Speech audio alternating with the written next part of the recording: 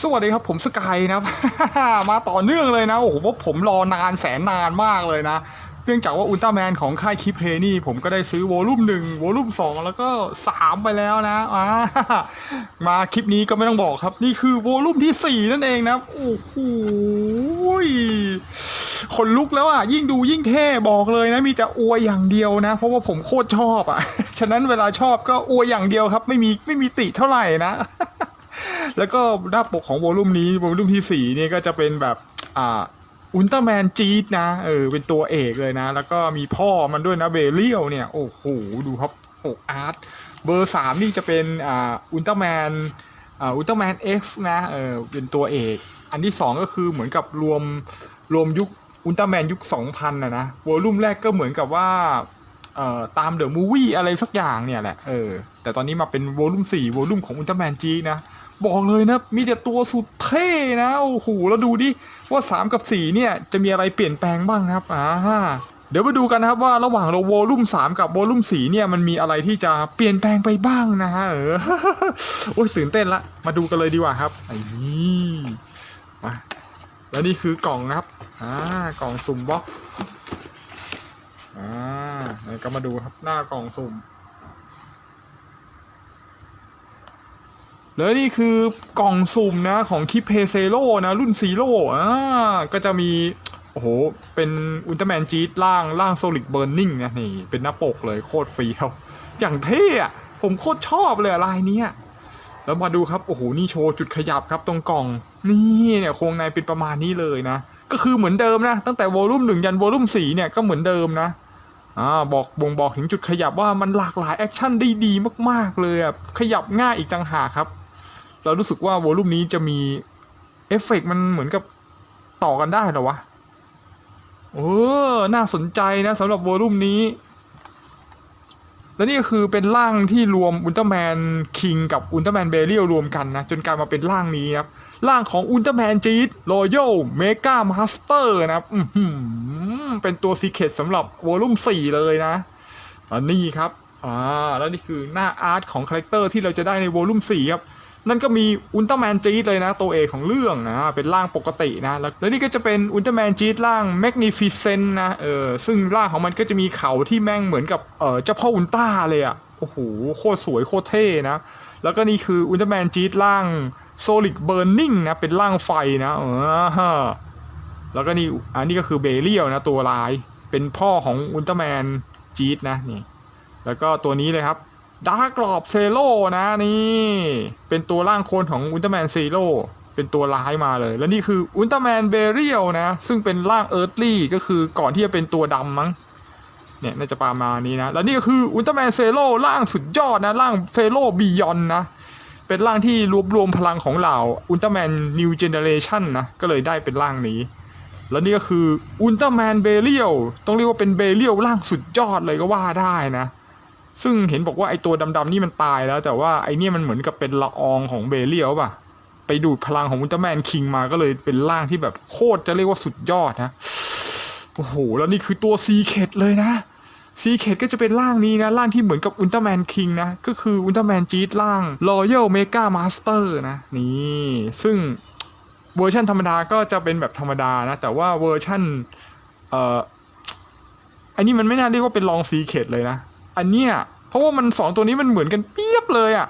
แต่ที่มันจะต่างกันนะที่ผมเห็นก็คือนี่ครับตามนี้เลยนะมันจะมีผ้าคลุมซึ่งเท่าที่ไปดูมานี่ผ้าคลุมอันนี้จะเป็นผ้าคลุมพลาสติกนะนี่จะเป็นผ้าคลุมแบบผ้าคลุมจริงแล้วมีลวดอยู่ข้างในไม่แน่ใจนะแล้วก็เกาะมันจะสีทองเลยนะเป็นชุบทองมาเลยทองใสสวยเลยทองแบบแวววับอันนี้อาจจะเป็นแบบทองเทียนไขนะ ทองแบบปกติโอ้โหไม่ต้องพูดเลยครับอยากได้ซีเคร็ตมากเลยเพราะว่ามันเหมือนกันเปียบต่างกันตรงสีแล้วก็ผ้าคลุมไอ้นี่จะดูอลังการกว่าเยอะนะฉะนั้นถ้าได้ตัวนี้มาจะหูร้องลั่นบ้านเลยนะว่าสุดยอดนะอยากได้จัดถ้าได้มาจะโคตรจะประทับใจเลยมาเดี๋ยวเราไปแกะดูทีละกล่องกันเลยดีกว่า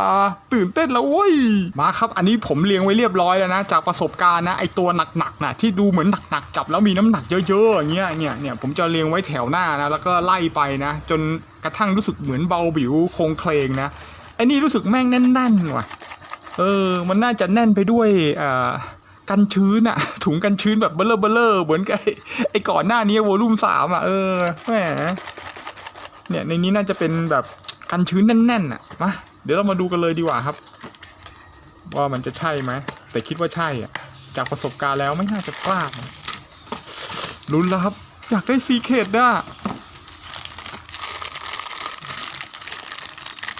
เนี่ยกันชื้นน่าจะอยู่ในนี้แหละ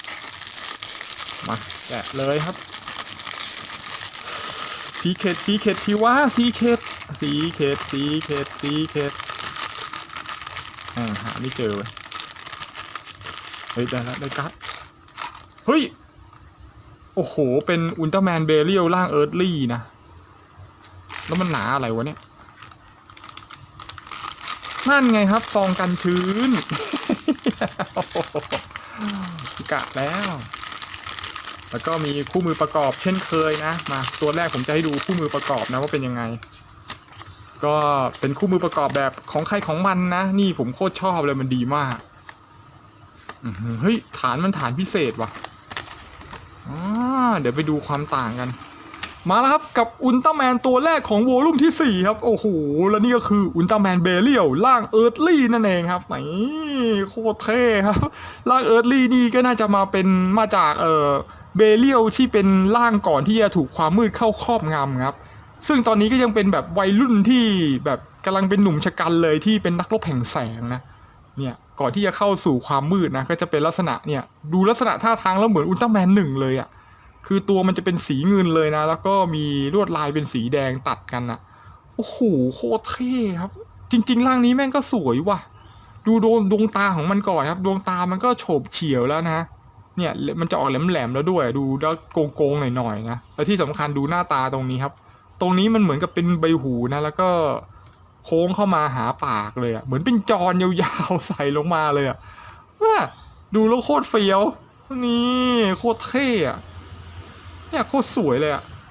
เนี่ยด้านหน้าก็จะประมาณนี้เลยนะแล้วก็ด้านหลังโอ้โหครับด้านหลังก็เช่นเคยนะเนื่องจากว่าเบเรียลตัวนี้ก็ไม่ใช่เป็นตัวพิเศษนะฮะมันก็เลยไม่มีลวดลายตรงหลังอ่ะน่าเสียดายครับมันทำให้ผมรู้เลยหลังจากที่ซื้อมา4โวลูมแล้วเนี่ยตัวธรรมดามันจะไม่มีลายที่หลังนะกับด้านข้างนี่คือมันไม่มีลายทั้งทุกตัวอยู่แล้วนะแต่ว่าตัวพิเศษจะมีลายด้านหลังแต่ตัวนี้มันไม่มีแสดงว่าเป็นตัวธรรมดานะเนี่ยก็จะมีประมาณนี้ครับซึ่งด้านหลังจะโล่งๆเลย น่าเสียดายนะถ้ามีด้านหลังมาด้วยนะโอเคไม่มีด้านข้างมีด้านหลังผมถือว่าแทบจะเรียกว่าเพอร์เฟกต์ก็ว่าได้เลยนะสำหรับค่ายคีเพย์นะโอ้โหดูครับดีไซน์ผมค่อนข้างชอบสัดส่วนของค่ายคีเพย์นี้มากเลยอ่ะมันโดนใจผมเลยอ่ะมันดูแล้วมันว้าวมากอ่ะมาเดี๋ยวมาว้าวที่จุดขยับกันต่อครับจุดขยับก็นี่ครับหัวก็สามารถที่จะอิสระได้เลยนะเป็นบอลจอยกลมทั้งบนและข้างล่างเลยนะตรงคอกับตรงเนี่ยตรงไหปลาร้านะเนี่ยหมุนได้โดยรอบจะหักยังไงก็ได้นะครับนี่เงยหน้าก็ได้ประมาณนี้เลยนะแล้วก็ก้มได้อย่างเยอะอะแล้วก็ที่แขนนะสามารถที่จะยกขึ้นอย่างนี้ได้เลยนะหมุนได้เลยนะแล้วก็นี่ตรงหัวไหล่มันนี่สามารถที่จะยกกลางได้ขนาดนี้อย่างสุดครับเนี่ยสบายเลยแล้วก็เนี่ยตรงหัวไหล่ก็สามารถที่จะเอียงไปข้างหลังก็ได้เอียงไปข้างหน้าก็ได้นะเนี่ยปรับองศานะเป็นการปรับองศาเนี่ยหุบเข้าดึงออกได้นะเนี่ยนะครับเนี่ยมันทำให้เรามีจุดขยับที่เพิ่มองศาได้มากยิ่งขึ้นนะแล้วตรงเนี่ยแขนท่อนบนเนี่ยก็สามารถหมุนได้นะ360เลยนะนี่ของผมอาจจะหมุนยากหน่อยนะเพราะมันยังใหม่อยู่นะ ของใหม่เพิ่งมาเลยนะสดๆร้อนๆไม่ใช่ของดองนะนี่แล้วก็ข้อพับตรงนี้นะเป็นดับเบิลจอยนะนี่ดับเบิลจอยก็คืออะไรนี่พับได้2จังหวะนั่นเองครับนี่สุดขนาดนี้เลยโคตรเฟี้ยวนี่ดูมือก่อนมือก็สามารถที่จะยกลงยกขึ้นได้อย่างนี้แล้วก็หมุนได้โดยรอบ360นะเป็นบอลจอยนะ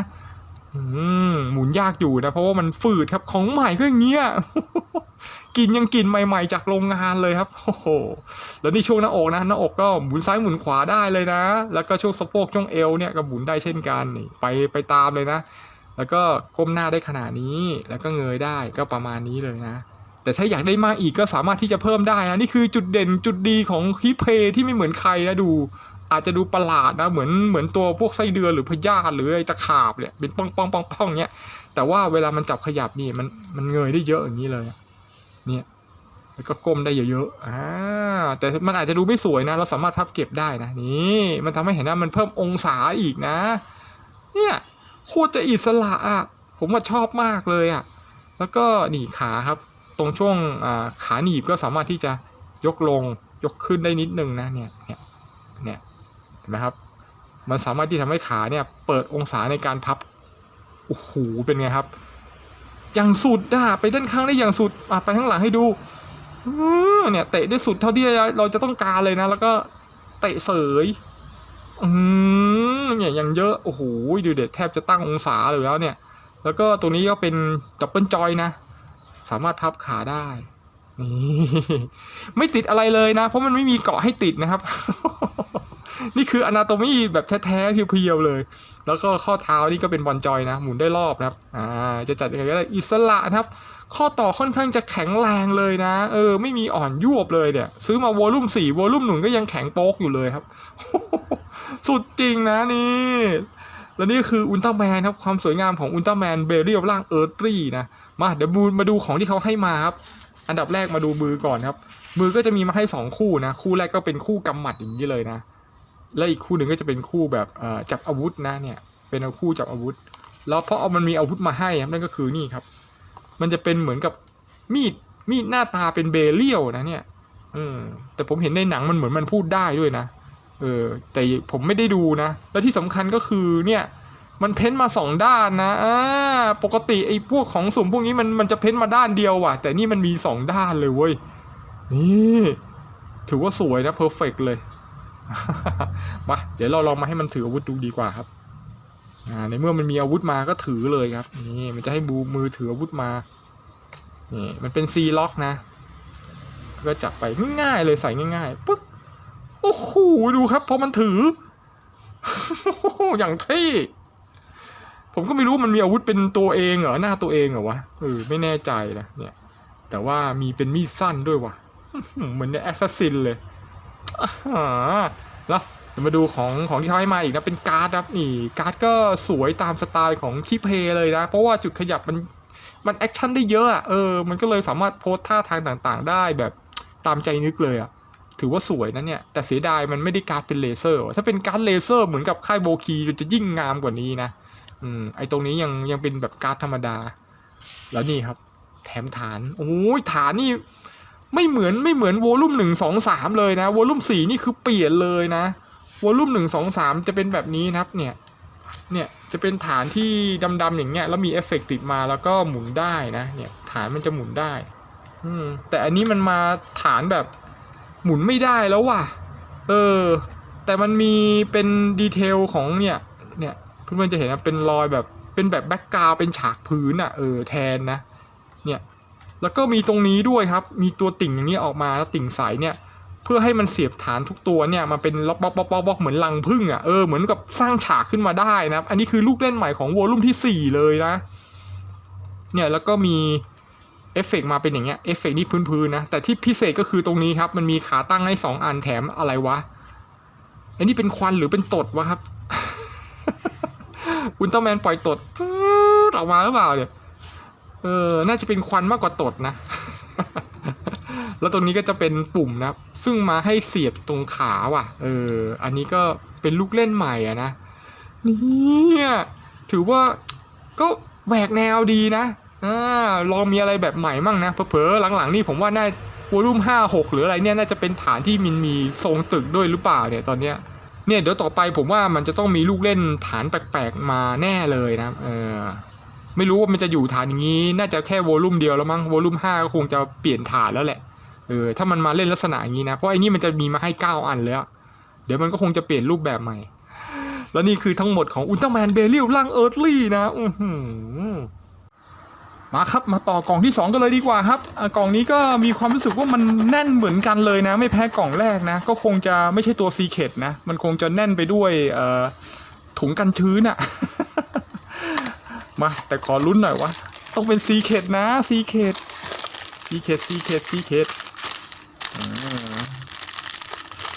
โอ้ยจงเป็นซีเคทเถอะอยากได้ซีเคท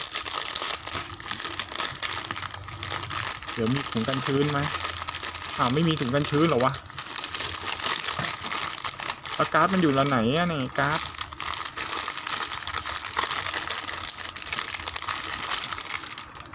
เฮ้ยหาการ์ดไม่เจอเว้ยโอ้ยมีถุงกันชื้น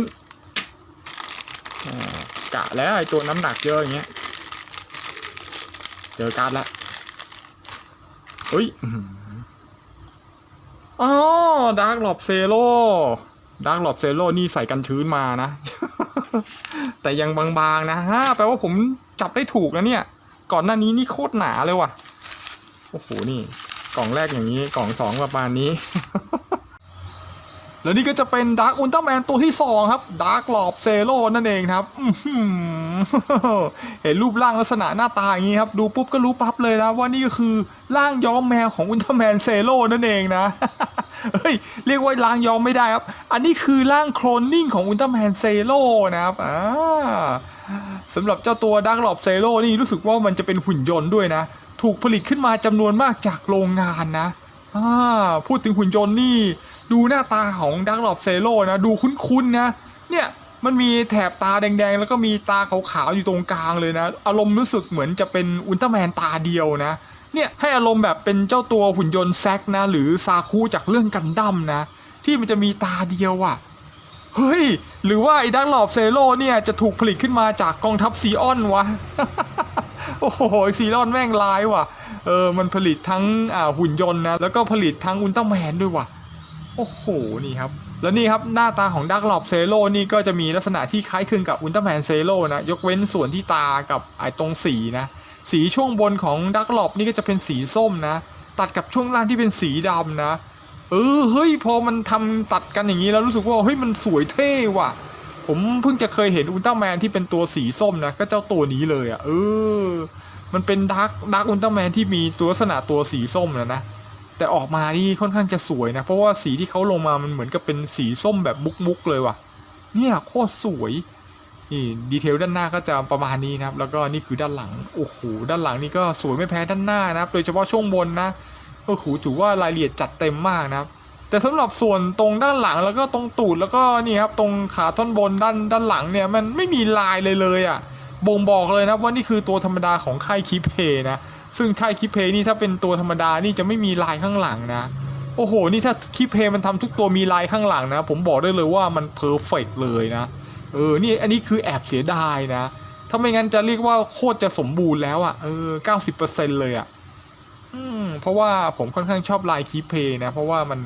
เป็นสัดส่วนอนาโตมีที่ผมว่ามันสวยแล้วก็ลงตัวมากเลยมาเดี๋ยวมาดูจุดขยับของดาร์กหลอบเซโร่กันครับจุดขยับคือของหัวเลยก่อนเลยครับก็จะมีเป็นบอลจอยนะทั้งด้านบนและด้านล่างนะทำให้หัวนี่ขยับได้อิสระเหมือนทุกตัวครับหมุนซ้ายหมุนขวาได้แล้วก็ก้มหน้าได้ประมาณนึงนะครับแบบนี้เลยแล้วก็เงยหน้าขึ้นได้นะอย่างเยอะแล้วก็เนื่องจากว่า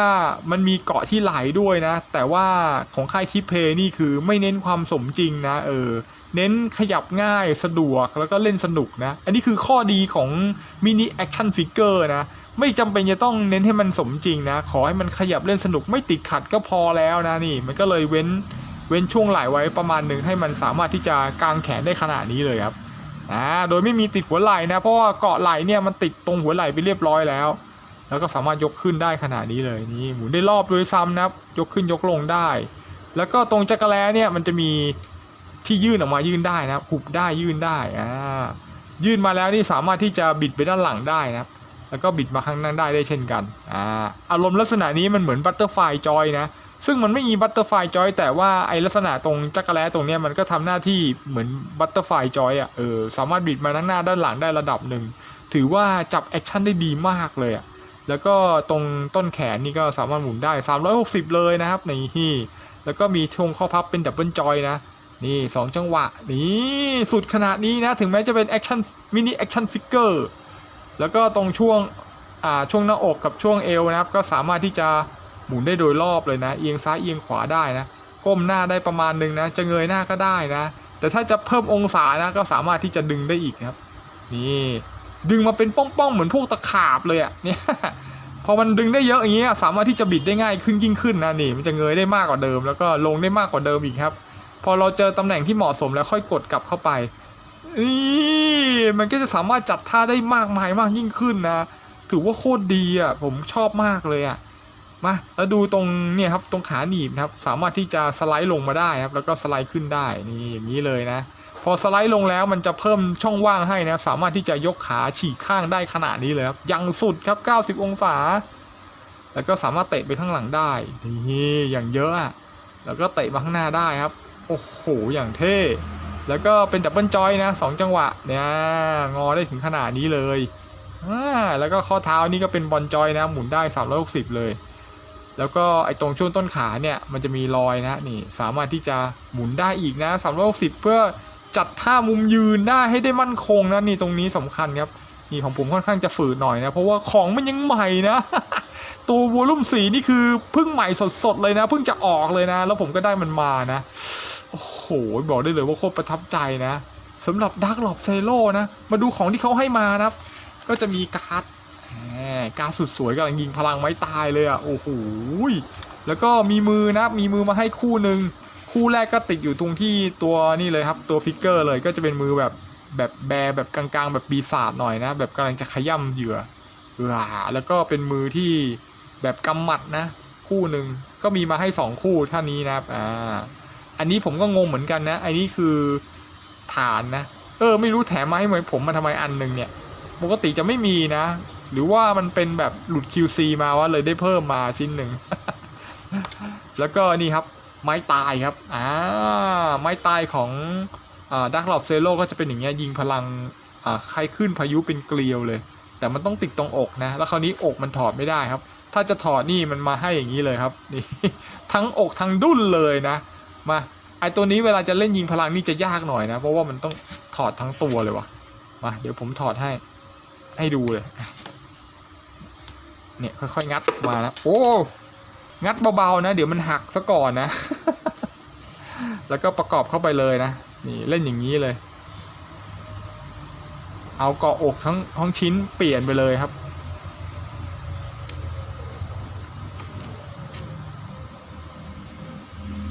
นี่แล้วก็เอาแท่นเอฟเฟกต์มาเสียบมันก็จะมีเดือยนะเป็นเดือยแบบแบบตัดเหลี่ยมนิดนึงเนี่ยเพื่อใช้เสียบตัวตรงนี้มันมีตัดเหลี่ยมไว้ไม่งั้นเดี๋ยวมันจะยัดไม่เข้านะนี่พอยัดเข้าแล้วโอ้โหดูครับถ้ายิงพายุลำแสงไซโคมาจากตรงหน้าอกโอ้โหโคตรทรงพลังอะ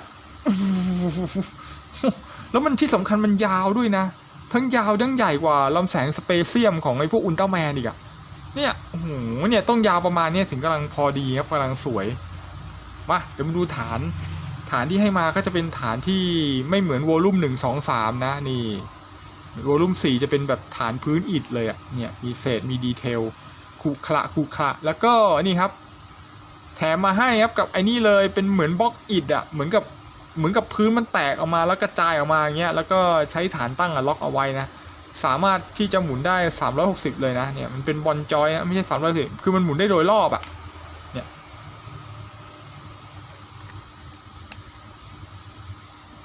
เนี่ยแล้วก็พอเอาดักหลอบเซโร่มายืนโอ้โหมันแบบมันยิงพลังทีพื้นแตกอะโอ้โหโคตรเท่มาครับไปเร็วๆด้วยกล่องที่3นะอันนี้รู้สึกเหมือนไม่ค่อยจะแน่นนะแต่ว่าของแม่งเยอะว่ะไม่รู้อะไรโอ้โหอัดมาหนาว่ะสงสัยจะกันชื้นอีกมั้ง โอ้ยกล่องที่3แล้วตัวพิเศษเธออุลตร้าแมนจี๊ดร่างรอยัลเมกามาสเตอร์กันชื้น ไม่ใช่ตัวพิเศษแล้วอย่างนี้เลยการละ1 2 3โอ้โหอุลตร้าแมนเบเรียล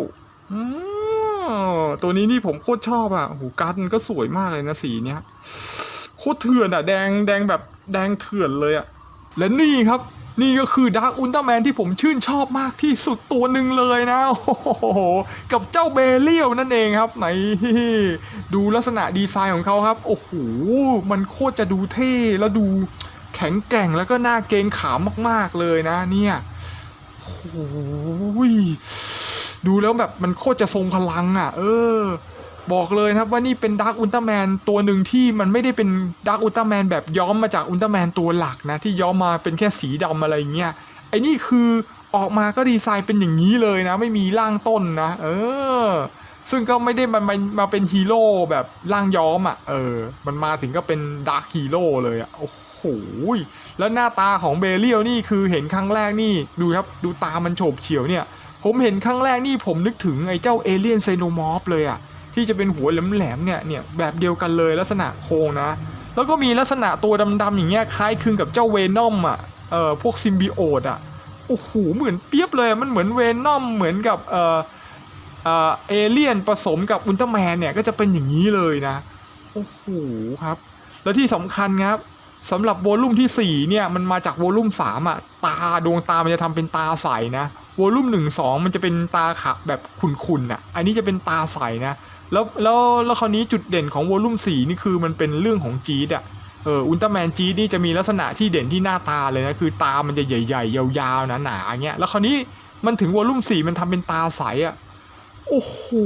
บอกได้เลยว่ามันเหมือนกับตามันเปล่งแสงออกมาเลยสวยมากๆเลยนะ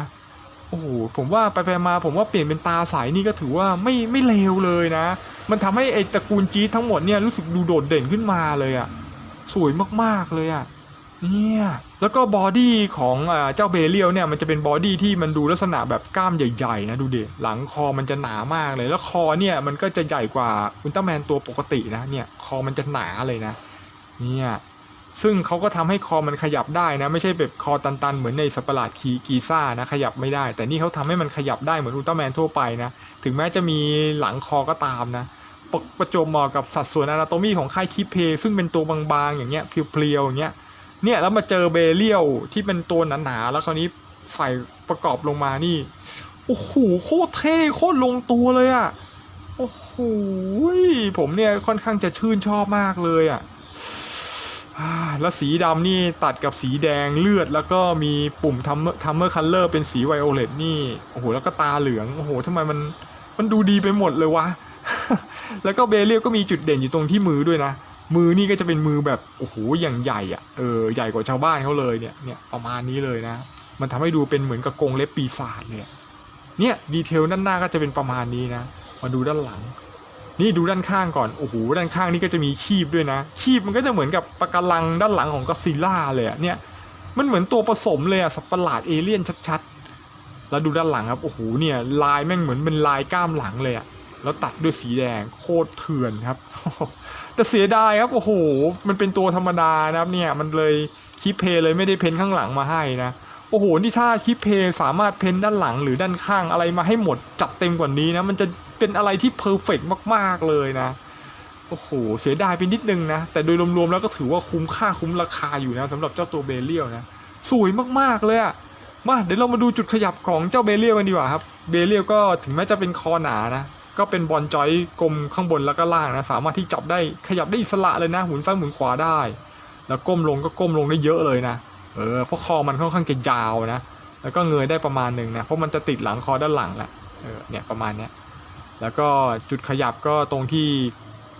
หัวไหล่นะหัวไหล่ก็สามารถที่จะยกแขนชี้ข้างได้ขนาดนี้เลยแล้วก็ขยับขึ้นลงได้โดยอิสระนะแล้วก็สามารถพิเศษเลยครับดึงมาได้นิดนึงเพื่อที่จะเป็นบัตเตอร์ไฟจอยนะครับบิดไปด้านหลังแล้วก็ด้านหน้าได้อิสระจะได้จัดมุมมองสาท่าได้สวยมากยิ่งขึ้นนะแขนท่อนบนก็หมุนได้360เลยนี่อย่างเงี้ยหมุนให้ดูแล้วก็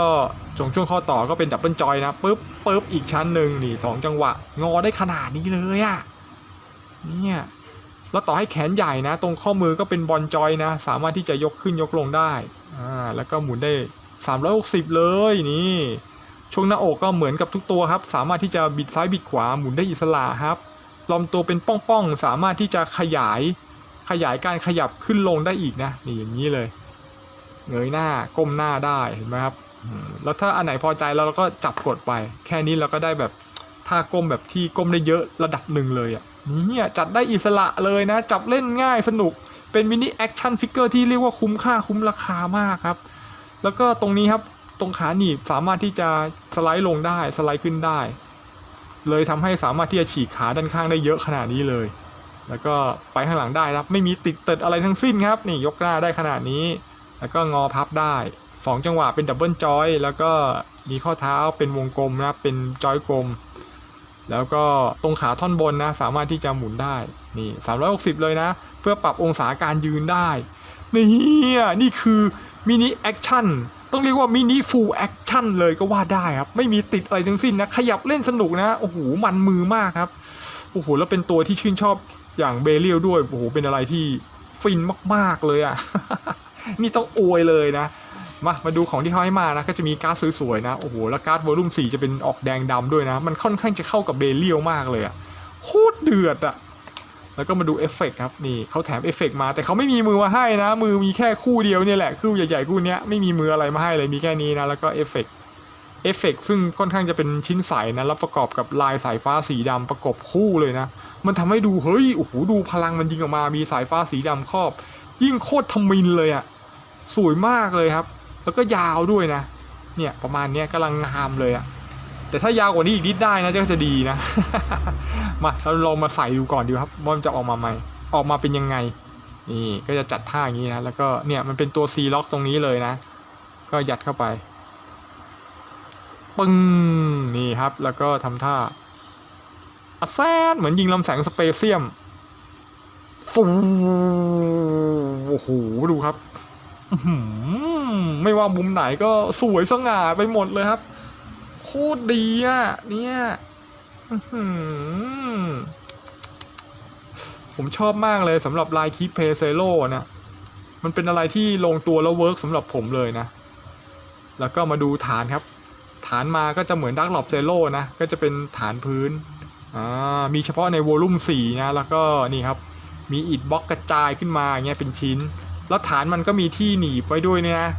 ไว้สำหรับสามารถต่อเป็นฐานต่อกันได้นะเดี๋ยวครบ9ตัวแล้วเดี๋ยวผมจะมาต่อให้ดูนะนี่บอกเลยว่านี่เป็นอะไรที่เปลี่ยนแปลงมากนะสำหรับโวลุ่ม4นะผมว่าโวลุ่ม5มันคงจะเปลี่ยนฐานใหม่ขึ้นอีกอ่ะแต่ตอนนี้จะเป็นฐานอิฐนะเผลอๆเดี๋ยวต่อไปจะเป็นฉากเป็นตึกแล้วนั่นเนี่ยนี่ก็เอามาให้หมดเลยนะจะได้ไม่ซ้ำซากจำเจนะถือว่าเป็นลูกเล่นใหม่ที่เอามาใช้ร่วมเล่นกันได้ด้วยนะดีมากๆเลยนะสำหรับค่ายคิเพนะ อันนี้ก็จะเป็นแบบฉากแบบเทือกเขาอะนะแบบภูเขาโล่นๆอะอะไรเงี้ยเดี๋ยวต่อไปผมภาวนาว่ามันน่าจะเป็นฉากบ้านฉากตึกหรือฉากอะไรก็แล้วแต่เนี่ยฉากต้นไม้อะมีสิทธิ์นะเนี่ยแบบเนี้ยโอ้ยสุดยอดเลยว่ะมาครับต่อกล่องที่4เลยนะกล่องที่4นี่มันก็ยังแบบแน่นๆอยู่อะเขย่าแล้วแทบไม่มีเสียงเลยนี่เพื่อนๆดูไว้เลยนะว่าไปสุ่มมาปุ๊บนี่ไอตัวหนาๆแน่นๆอย่างเงี้ยแม่งมันประกอบไปด้วยถุงกันชื้นโอ้โห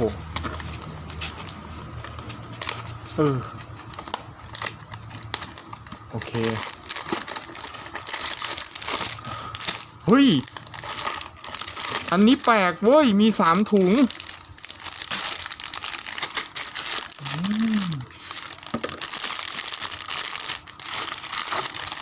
เฮ้ยมี3ถุงแต่แม่งบางตัวพิเศษเปล่าวะขอเป็นตัวพิเศษเถอะ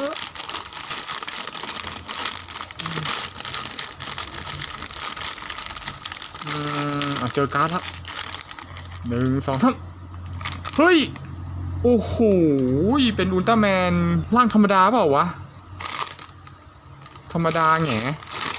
โอ้โหธรรมดานะครับเพราะเหมือนกับร่างพิเศษนี่มันจะแบบจะเป็นผ้าคลุมเลยโอ้โหตัวซีเคทไปแล้วครับแม่เราไม่ได้นะเนี่ยโอ้เสียดายเลยสงสัยต้องไปพ่นสีทองเองมั้งมาครับตัวต่อไปเลยครับกับอุลตร้าแมนจี๊ดล่างโรยัลเมกามาสเตอร์นะครับนี่ก็เป็นอีกตัวหนึ่งที่โอ้โหดีไซน์โฉบเฉี่ยวอลังการการสร้างนะดูแล้วโคตรจะทรงพลังนะเพราะมันมีผ้าคลุมสยายนะสำหรับเจ้าตัวอุลตร้าแมนตัวนี้นี่ก็เป็นร่างหนึ่งของจี๊ดที่ค่อนข้างจะอลังการนะมันเหมือนกับจะเป็นร่างผสมระหว่างอุลตร้าแมนคิงกับเจ้าเบเรียลนะผสมกันจนได้เป็นร่างสุดยอดอันนี้นะโรยัลมาสเตอร์โรยัลเมกามาสเตอร์นะครับเป็นปรมาจารย์เลยนะโอ้โหเนี่ยโคตรดูเดือดดูดันเลยนะแต่เสียดายนะไอตัวนี้นี่คือเป็นเวอร์ชั่นที่มาลุ้นกับเวอร์ชั่นซีเครตอะซึ่งไอนี้เป็นตัวธรรมดานะไม่ใช่ซีเครตถ้าซีเครตนี่เกาะสีจะเป็นสีทองแบบทองวุบวับเลยอะ แล้วตรงส่วนสีม่วงนี่จะเป็นม่วงแบบม่วงมุกอ่ะแล้วผ้านี่ก็จะเป็นแบบเป็นผ้าจริงใส่ลวดนะแต่นี่มันเป็นพลาสติกแข็งๆอ่ะเสียดายที่ไม่ได้ซีเค็ดนะแต่ว่านี่ขนาดไม่ใช่ตัวซีเค็ดนะผมว่าตัวธรรมดายังดูโคตรจะสวยเลยอ่ะประกอบเสร็จโคตรอลังการเลยดูดิดูตาใสของมันก่อนครับโอ้โหเพราะหลังจากที่คิเพมันทำเป็นตาใสแล้วรู้สึกว่ามันโอ้โหดูเด็ดเป็นจี๊ดที่มีตาโตๆด้วยนะมันดูสวยเลยอ่ะทั้งสวยทั้งเท่เลยนะนี่ดูดีเทลรายละเอียดนะเป็นเกาะเต็มตัวเลยนะเกาะทองคำนะโอ้โหเนี่ยครับแล้วก็ดูด้านหลังครับนี่ด้านหลังก็จะเป็นแบบพลาสติกนะไม่ใช่ผ้านะแต่ว่าก็ถือว่าทำดีเทลรายละเอียดมาค่อนข้างจะสวยอยู่นะแล้วแบบงอโค้งมาให้เลยนะแล้วข้อดีของการที่ผ้ามันไม่ใช่เป็นผ้าจริงๆก็ข้อดีก็คือมันก็ทนทานนะมันก็แลกกันแล้วของความสวยกับความทนทานนะแต่ผมว่าอย่างนี้ก็โอเคมั้งก็ดูสวยดีนะครับมาเดี๋ยวมาดูจุดขยับดีกว่าครับเดี๋ยวผมถอดไอ้ตรงนี้ออกก่อนเนี่ยเวลาถอดผ้าคลุมจะเป็นอย่างเงี้ยเนี่ยดูดีเทลด้านหลังครับ ด้านหลังมันมีเกาะที่ตูดนะโอเคนะแต่นอกนั้นตรงนี้เนี่ยโล่งเลยครับเพราะเนื่องจากว่าตัวนี้มันไม่ได้ตัวซีเค็ดแล้วก็ไม่ใช่ลองซีเค็ดด้วยมั้งเนี่ยมันเหมือนเป็นตัวธรรมดาเลยอ่ะเพราะว่าถ้าขนาดลองซีเค็ดมันก็จะต้องมีลายตรงขานี่ไม่มีลายเลยอ่ะสวยแต่ด้านหน้าครับเรามาดูจุดขยับดีกว่าครับจุดขยับตรงหัวของอุลตร้าแมนจี๊ดล่าง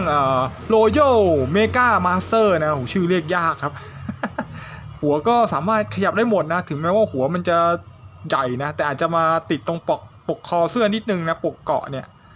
เพราะว่ามันมีหนวดด้วยนะมันมีหนวดเหมือนอุลตร้าแมนคิงอ่ะเนี่ยมันก็เลยยังแต่ก็ยังขยับได้นะก้มหัวก็ก้มได้ขนาดนี้นะเงยได้ก็เดินได้สุดโอเคเลยนะแล้วก็มาช่วงตรงแขนนะนี่ตรงหัวไหล่นี่เสียดายเลยนะหัวไหล่นี่คือแบบติดกันเป็นท่อนเลยว่ะอันนี้คือข้อเสียของอุลตร้าแมนRoyal Mega Master ตัวนี้เลยนะมันแบบมันเป็นชิ้นเดียวติดกับเกาะอกอ่ะคือมันเป็นชุดเกาะประกอบลงไปเลยเนี่ยมันจะเป็นอย่างเงี้ยเนี่ยมันทำให้ไม่สามารถที่จะยกแขนเราก็ไปได้นะเพราะว่ามันติดหัวไหล่แล้วติดเกาะไหล่แล้วนะครับเนี่ยไปได้แค่นี้นะโอ้โหเสียดายมากครับอันนี้นี่คือแย่เลยครับ ขยับเกาะไม่ได้ทำให้ขยับไม่อิสระนะแต่ว่าสามารถที่จะกางแขนได้ประมาณนี้เลยนะสุดนะไปได้หมดนะซ้ายขวาแต่ว่าแค่ยกแขนไม่ได้ท่านเองแล้วก็ตรงต้นแขนด้านบนนี่ก็หมุนได้360เลยนะส่วนตรงจักรแลก็สามารถที่จะเลื่อนขึ้นมาแล้วก็บิดไปข้างหลังแล้วก็บิดมาข้างหน้าได้นะแล้วก็มีจุดขยับข้อพับตรงนี้เป็นดับเบิลจอยนะครับนี่2จังหวะ1มัน2จังหวะได้นะอันนี้มันดันติดเกาะโอเคอย่างเงี้ยโอ้เนี่ยบิดได้นะแล้วก็ตรงข้อมือครับก็สามารถที่จะยกขึ้นยกลงแล้วก็หมุนได้ส่วนเกาะแขนก็ขยับได้นะเพราะว่าเป็น C lock นะแบบนี้เลย C lock นี่ขยับได้เนี่ยมันหมุนเลื่อนได้นะปรับองศาของเกาะได้ส่วนหน้าอกนี่ก็เหมือนเดิมครับกับเอวหมุนได้รอบทิศเอียงซ้ายเอียงขวาได้ก้มหน้าได้ประมาณนึงเงยหน้าได้แต่ถ้าไม่พอใจก็สามารถยืดได้นะเหมือนกับทุกตัวเลยนะนี่คือจุดข้อดีของBody Anatomy ค่ายคิปเพนะนี่ค่อนข้างจะดีเลยการขยับได้ถือว่าไม่ติดขัดนะแล้วก็ขาตรงขาหนีบก็สามารถที่จะเนี่ยขึ้นสไลด์ลงสไลด์ขึ้นได้พอสไลด์ลงแล้วสามารถที่จะฉีกขาได้กว้างขนาดนี้ไม่มีติดอะไรเลยนะครับแล้วก็เตะขาด้านหลังได้โชว์สเต็ปหน่อยครับนี่เตะไปข้างหน้าแล้วก็ตรงนี้ก็เป็นข้อพับดับเบิลจอยเช่นกันก็ยังพับสุดได้อยู่นะนี่ข้อเท้าก็เป็นบอลจอยนะหมุนได้โอเค360เลยแล้วตรงนี้นะต้นขาด้านบนก็นี่หมุนได้หมุนได้รอบเลยนะนี่คือจุดขยับทั้งหมดของค่ายคีเพนะก็ประมาณนี้เลยนะโอ้โหเป็นไงครับดูรวมๆแล้วสวยนะเดี๋ยวผมประกอบผ้าคลุมกลับเข้าไปก่อนนี่ประมาณนี้ผ้าคลุมมันแข็งเป็นท่อนเดียวก็จริงนะแต่ว่ามันสามารถขยับได้นะครับเวลาเอาไปตั้งยืนเนี่ยมันอาจจะยืนไม่สมดุลนะเพราะว่ามันหนักที่ผ้าคลุมด้านหลังอันเนี้ยเพราะว่ามันมีค่อนข้างมีน้ำหนักนะเนี่ยเวลาขยับก็จับขยับได้นะโดยการเนี่ยกดตรงนี้ลงมานิดนึงนะคือดึงลงมานิดนึงนะแล้วค่อยเลื่อนไปนี่มันจะเลื่อนได้นะเนี่ยแบบให้ผ้ามันปลิวอย่างเงี้ยฟุ้งแบบอย่างเท่นะนี่สวยเลยครับ อย่างน้อยก็ยังกระพือได้ตรงข้างหลังนะเนี่ยแต่มันจะล็อกตรงนี้ได้เหมือนกันนะเราต้องพยายามดึงลงนะแต่ถ้าเกิดเราไปงัดอย่างนี้มันหลุดมาเลยเนี่ยเราต้องกดลงมานิดนึงแล้วค่อยดันนะถึงจะทำให้ขยับผ้าคลุมได้เนี่ยมันเป็นตัวอย่างเงี้ยเนี่ยอย่างเงี้ยมันล็อกอย่างเงี้ยเห็นไหม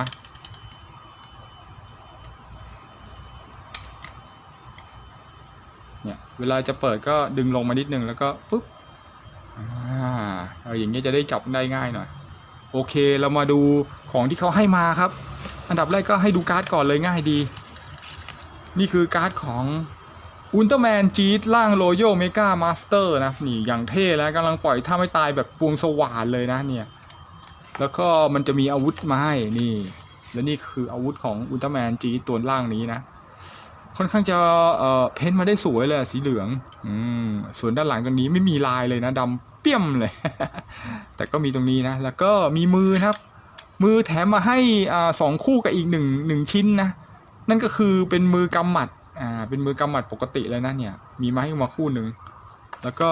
มีมือที่แบอย่างนี้นะที่ติดไว้อยู่กับมือที่ไว้จับอาวุธนั่นเองครับนี่เป็นซีล็อกนะมาเดี๋ยวจับอาวุธให้ดูเลยครับปึ๊กนี่มือจับอาวุธเป็นซีล็อกโอ้ยโอเคเรามาจับอาวุธกันครับนี่อาวุธนี่นี่ครับมันจะเป็นเหมือนคาถาเหมือนหอกเหมือนลูกศรอะไรสักอย่างเนี่ยแบบนี้เหมือนโล่ด้วยนะสวยจริงนะเนี่ยแล้วก็มาดูครับเอฟเฟกต์ก็จะให้มาเป็นอย่างเงี้ยเนี่ยเป็นท่าไม่ตายเอาไว้เสียบกับอาวุธเลยเนี่ยเสียบลงไปล่องเลยครับฟูเนี่ยมันจะควงสว่านเลยนะโคตรโหดนะแล้วเรามาดูฐานครับฐานก็จะเหมือนกับทุกตัวเลยนะเป็นพื้นอย่างนี้ครับเป็นพื้นอิฐแล้วก็มีเอฟเฟกต์เป็นอย่างเงี้ยแท่งแล้วก็อะไรก็ไม่รู้เนี่ยเอฟเฟกต์แบบเนี้ยมันไม่สามารถล็อกกระฐานได้นะเหมือนเอาไว้วางเฉยๆอ่ะแล้วก็มีฐานตั้งมาให้ด้วยนะเพราะว่าเจ้าตัวไอ้โรโยเมกามาสเตอร์เนี่ยมันไม่สามารถที่จะยืนได้ด้วยลำแข้งตัวเองนะเพราะมันหนักที่พักคุมอะนะนี่ฉะนั้นมันเลยต้องมีเนี่ยฐานมาล็อกแล้วก็จัดวาลานให้มันยืนดีๆหน่อยมันถึงจะยืนได้นะประมาณเนี้ย ก็ถือว่าเท่อยู่นะร่างเนี้ยอลังการงานสร้างมาตัวพิเศษออกไปแล้วครับหมดลุ้นแล้วครับ ไอตัวนี้ก็จะเป็นพวกที่โอ้โหเบาบิวไม่น่ามีกันชื้นแล้วครับตอนนี้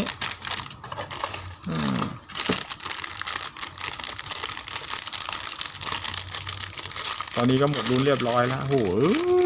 น่าจะได้สักหน่อยนะ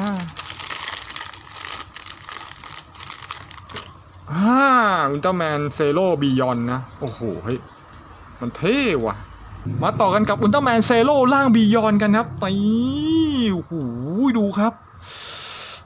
รูปร่างดีไซน์นี่โคตรสวยโคตรเท่นะเพราะว่ามันเป็นการรวมเหล่าพลังของอุลตร้าแมนยุคเจเนเรชันนะนิวเจเนเรชันมารวมพลังให้กับอุลตร้าแมนเซโร่นะจนได้กำเนิดร่างนี้ขึ้นมานะซึ่งร่างนี้ก็จะเป็นลักษณะนี่ครับโอ้โหแววตานี่โฉบเฉี่ยวหน้าตามีเกาะไหล่แหลมๆอ่ะดูแล้วโคตรเท่เลยอ่ะเนี่ยสำหรับโวลุ่ม4ก็ยังไม่พ้นที่จะต้องมีเซโร่สักร่างใดร่างหนึ่งนะนอกจากจะมีไอ้ร่างโคนิ่งแล้วก็ยังมีร่างสุดยอดมาให้อีกนะโอ้โหพลาดไม่ได้เลยนะผมว่าไอ้โวลุ่มที่5ก็ต้องมีร่างของอุลตร้าแมนเซโร่มาอีกสักร่างหนึ่งอ่ะนี่แล้วนี่ก็จะเป็นอีกร่างหนึ่งที่ได้มานะโอ้โหนี่ก็โฉบเฉี่ยวก็ทำถือว่าลวดลายสวยนะ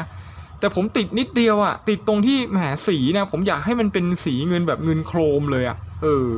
อันนี้มันเป็นสีเงินแบบเงินด้านอ่ะออกจะด้านไปหน่อยว่ะมันเลยทำให้มันควรจะน่าจะเงากว่านี้ถ้ามันเงานี่มันจะสวยนะเนี่ยรวมๆก็จะประมาณนี้นะแล้วก็มาดูด้านหลังด้านหลังตรงช่วงนี้ก็ดีอยู่นะแต่ว่าเนี่ยตรงช่วงหลังนี่ตรงนี้ไม่มีลายเลยนะก็บ่งบอกเลยนะว่าตัวอุลตร้าแมนเซโร่ร่างบียอนเนี่ยน่าจะเป็นตัวธรรมดานะไม่ได้เป็นตัวพิเศษนะเนี่ยก็ประมาณนี้เลยนะมาเดี๋ยวดูจุดขยับครับเพราะอุลตร้าแมนเซโร่ร่างบียอนนี่จะขยับอะไรได้บ้างนะตรงหัวก็เหมือนเดิมแล้วเป็นบอลจอยนะหมุนได้100 รอบก้มหน้าได้ประมาณนี้เลยครับแล้วก็เงยได้เยอะนี่แล้วก็เสียดายครับเกาะไหล่มันขยับไม่ได้ครับมันฟิกเลยนะเพราะว่าเกาะไหล่นี่คือมันเสียบไว้ตรงไอ้ช่วงไหล่ด้านบนตรงนี้เลยอ่ะปั๊บแล้วก็ติดหนึบเลยนะไม่สามารถขยับได้นะโอ้โหเนี่ยทำให้มัน เวลามันยกแขนขึ้นมาเนี่ยหัวไหล่ยกแขนไม่ได้แล้วครับมันติดครับเนี่ยมันจะเพเยอออกแล้วมันก็จะหลุดออกมานะนี่มันก็จะได้ประมาณนี้เองนะครับมันติดเกาะไหล่นะเสียดายนะที่เกาะไหล่ขยับไม่ได้นะแต่ว่าสามารถที่จะเลื่อนแขนออกมาได้นะเลื่อนหลังออกมาได้นิดนึงเป็นไหล่จักระแลนะสามารถบิดไปด้านหลังแล้วก็บิดมาด้านหน้าได้นะเป็นแบบจอยผีเสื้อนะนี่เนี่ยก็ถือว่ายังได้อยู่นะแล้วก็สามารถที่จะยกแขนกลางได้ขนาดนี้ไปข้างหน้าไปข้างหลังได้อิสระนะแต่ว่ายกขึ้นไม่ได้นี่ครับ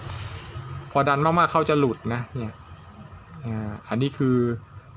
นิดนึงนะสำหรับอุลตร้าแมนเซโร่ร่างพิยอนนะที่มันติดอุปสรรคในการขยับได้นะเพราะตรงเกาะไหล่เนี่ยแหละ แล้วก็ต้นแขนต้นบนก็สามารถที่จะหมุนได้360นะแล้วก็เนี่ยตรงช่วงข้อพับก็เป็นดับเบิลจอยนี่ไปได้สุดนะครับแล้วตรงเกาะแขนนะเกาะแขนตรงท่อนล่างเนี่ยก็สามารถที่จะบิดองศาได้นะเพื่อปรับท่าปรับเกาะได้ดีมากเลยนะแล้วก็มือสามารถที่จะยกขึ้นยกลงได้ขนาดนี้ประมาณนี้นะแล้วก็หมุนได้รอบนะ360เลยเยี่ยมช่วงอกก็หมุนได้โดยรอบเลยนะกับเอวเนี่ยประสานสอดประสานกันเลยนะก้มได้ก็ประมาณนึงเลยนะเงยได้โอเคก็ยังได้อยู่นะสามารถเพิ่มได้เหมือนเช่นกันนะนี่สามารถที่จะเพิ่มองศากดลงได้อีกนี่คือข้อดีของบอดี้ของค่ายคีเพย์เลยแล้วก็ตรงแล้วก็ตรงขาหนีบนี่ก็สามารถที่จะสไลด์ลงสไลด์ขึ้นได้อย่างนี้ได้นิดนึงนะเพื่อที่จะเวลาสไลด์ลงแล้วสามารถที่จะยกขาด้านข้างได้ขนาดนี้เลยไปข้างหลังก็ได้เยอะเลยนะแล้วก็เตะไปข้างหน้าได้แล้วก็เป็นดับเบิลจอยนะครับตรงข้อพับนี่ก็ยังสุดนะไม่มีติดอะไรนะแล้วก็ข้อเท้าก็สามารถที่จะหมุนได้รอบเป็นบอลจอยนะครับแล้วเกาะขานี่มันจะติดสนิทนะไปไม่ได้รายละเอียดดีเทลแล้วก็ตรงนี้ต้นขาด้านบนหมุนได้รอบเหมือนกันนี่แล้วนี่คือจุดขยับข้างบนของอุลตร้าแมนเซโร่ร่างบียอนนะตินิดเดียวเองครับก็คือสีที่น่าควรจะเป็นสีเงินโคมกับไอหัวไหล่ที่ขยับไม่ได้ครับนอกนั้นก็ถือว่าโอเคเลยนะโดยรวมๆแล้วก็ถือว่าดูดีอยู่นะแต่ยังไม่อลังการเป็นแบบร่างพิเศษสักเท่าไหร่เลยมาเดี๋ยวดูของที่เขาเอามาให้นะจัดมาให้ก็คือการ์ดครับนี่การ์ดก็ดูสวยเลยนะเพราะว่ามันจับได้แอคชั่นได้ทุกท่านะแล้วก็มีมือมาให้2คู่นะก็คือคู่กำหมัดที่เห็นอยู่นี้ครับกับคู่ที่แบบจับอาวุธนะเป็นซีล็อกนั่นเองแล้วอาวุธที่แถมมาให้ก็เป็นอาวุธเอฟเฟกต์นะน่าจะเป็นตัวสลักเกอร์ที่เขามันหรือเปล่าเนี่ยมันแถมมาให้นะคือมันแถมมาเป็นเอฟเฟกต์แสงเลยเดี๋ยวลองเปลี่ยนจับให้ดูค่อยๆหมุนแล้วก็ดึงกลับเข้าไปนะนี่แล้วก็จับเอายังไงดีวะต้องจับด้านนี้ปึ๊บหูแสงมันงงยาวมากเลยเกือบจะทิ่มหัวตัวเองทิ่มหน้าตัวเองแล้วเนี่ย แต่โคตรเท่นะสีม่วงเนี่ยม่วงตัดกับเงินก็ได้อยู่นะมาดูฐานครับนี่ฐานที่ให้มาก็จะเป็นฐานเหมือนทุกตัวเลยนะจะเป็นแบบอิฐบล็อกอย่างเงี้ยเป็นแบบพื้นมีขรุขระแล้วก็เอฟเฟกต์สีม่วงแบบนี้นะครับเป็นเอฟเฟกต์แบบแสงสายลมปิวว่อนอย่างเงี้ยแล้วนี่คือทั้งหมดของซีโร่ร่างบียอนนะก็เท่ได้เรื่องอยู่นะมาดูตัวต่อไปกันเลยดีกว่าครับตัวนี้ก็เบาๆนะไม่มีกันชื้นกันแล้วนะเพราะกันชื้นออกไปหมดแล้วนะครับโอ้โห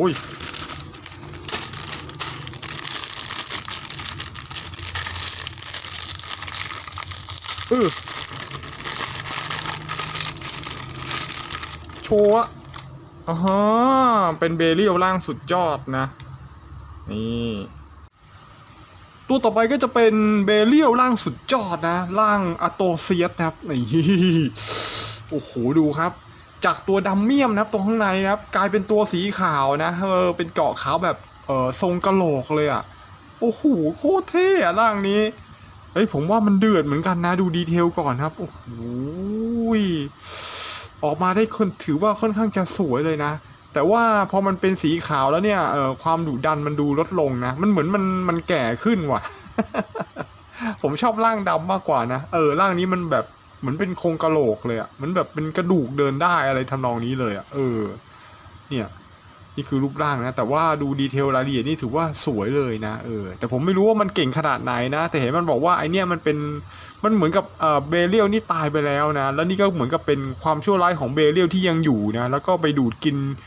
กลืนพลังงานของอุลตร้าแมนคิงนะเลยทำให้เกิดร่างนี้ขึ้นมานะซึ่งก็ถือว่าใครๆก็ว่ากันว่าเป็นร่างสุดยอดของเบเรียลนะนี่ลักษณะก็ถือว่าสวยอยู่นะถึงแอบจะดูเหมือนกับพวกโครงกระดูกอยู่บ้างนะนี่ชุดเกราะเขาจะเป็นแบบนี้เลยนะใส่เกราะสวยงามโคตรครับดูดีด้านหลังถือว่าสวยอยู่นะถึงแม้ยังไม่มีเพ้นท์ลายมาให้นะ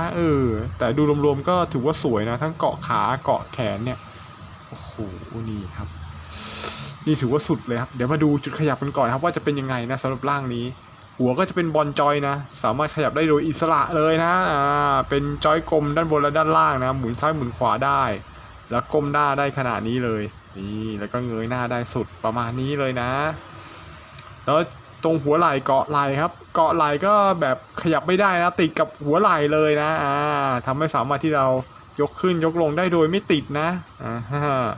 สามารถกางแขนได้สุดขนาดนี้เลยฮะโอ้เขายังชั่วนะนี่อย่างนี้แล้วก็ยกสามารถยืดจักรแล้ออกมาได้หน่อยหนึ่งนี่เพื่อที่จะบิดไปด้านหลังได้บิดมาข้างหน้าได้เป็นบัตเตอร์ไฟจอยนะจอยผีเสื้อนะนี่ครับข้อดีเลยครับสามารถจะโยงมือไปข้างหน้าได้นะสำหรับบัตเตอร์ไฟจอยนะเสร็จแล้วก็ต้นแขนด้านบนก็สามารถที่จะหมุนได้นะนี่หมุนได้360นะแต่ว่ามันติดเกาะไหล่ที่มันยาวมานิดนึงว่ะทำให้มันหมุนได้ไม่ได้รอบนะเหมือนแบบติดละนี่ประมาณนี้แล้วก็ดับเบิลจอยนะสามารถที่จะพับได้2จังหวะ1 2นี่สุดขนาดนี้เลยนี่ถือว่ายังยอดเยี่ยมอยู่นะ แล้วก็ช่วงหน้าอกครับกับช่วงเอวก็ได้รอบเลยนะซ้ายขวาก้มหน้าได้เงยหน้าได้นี่ยืดหดได้โอเคไหมก็โอเคได้อยู่นะเป็นป้องๆเหมือนพวกตะขาบเลยนะ แต่ข้อดีของการเป็นอย่างนี้นี่สามารถที่ทำให้เนี่ยจุดขยับได้หลากหลายมากขึ้นนะเนี่ยสามารถไปได้อย่างอิสระเลยดีมากเลยนะนี่ผมค่อนข้างจะชอบนะสำหรับจุดดีจุดเด่นของค่ายคิเพตรงนี้เลยนะนี่ถ้าฟิกเกอร์ตัวอื่นเป็นลักษณะที่ยืดออกมาอย่างนี้แล้วขยับอย่างนี้ได้นะจะว่าดีกว่านี้ไม่ใช่น้อยเลยนะเพราะว่ามันเป็นจุดขยับทางด้านช่วงหน้าอกกับช่วงด้านล่างเนี่ยมันทำให้เราสามารถก้มหน้าอะไรพวกนี้ได้เยอะนะเนี่ยมันจะสามารถบิดจัดท่าได้อย่างหลากหลายเลยถ้ามันยกอย่างนี้ได้เนี่ยเนี่ยอยากให้ฟิกเกอร์ทุกตัวทุกค่ายเป็นอย่างนี้เลย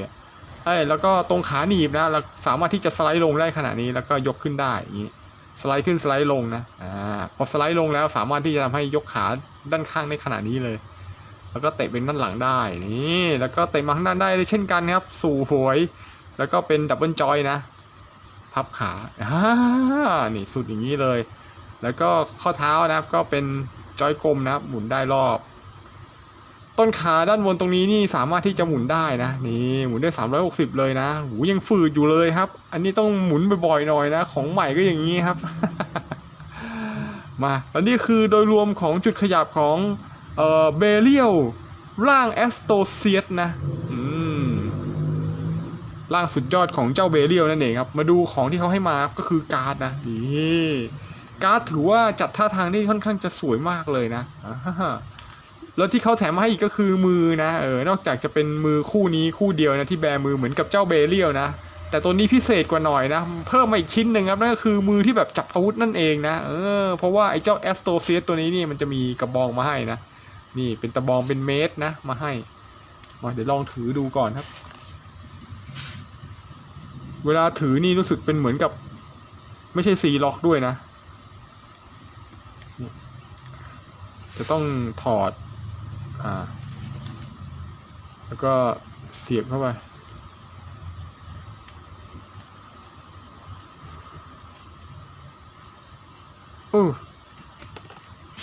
แล้วก็ปิด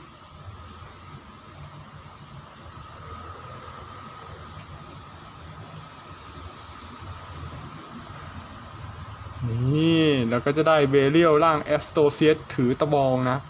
ไม้ตะพดเป็นไงครับตัวนี้มีอาวุธเอาไว้ตีชาวบ้านเขาเลยนะโอ้โหเฮ้ยสวยว่ะ นี่อย่างเท่เฮ้ยพอถืออาวุธเราก็เฟี้ยวว่ะมาแล้วมาดูของที่เป็นแบ็กกราวด์บ้างครับเป็นฐานนี่เอฟเฟกต์นี่คือจัดหนักจัดเต็มเลยนะมีหลายชิ้นเลยนะเนี่ยแล้วนี่ก็ไม่รู้เสียบอย่างนี้หรือเปล่าวะนะ มันไม่มีที่ห้อยเลยว่ะเห็นในใบประกอบแล้วมันน่าจะวางไว้อย่างเงี้ยเนี่ยอย่างนี้เลยนะก็ถือว่าเอฟเฟกต์นี้ให้เยอะอยู่นะสำหรับเจ้าแอสโตเซียสนะโคตรเดือดอะมาไปยาวๆเลยครับเร็วๆพวกนี้มันก็จะไม่มีถุงกันชื้นแล้วเพราะว่ามันเบามาก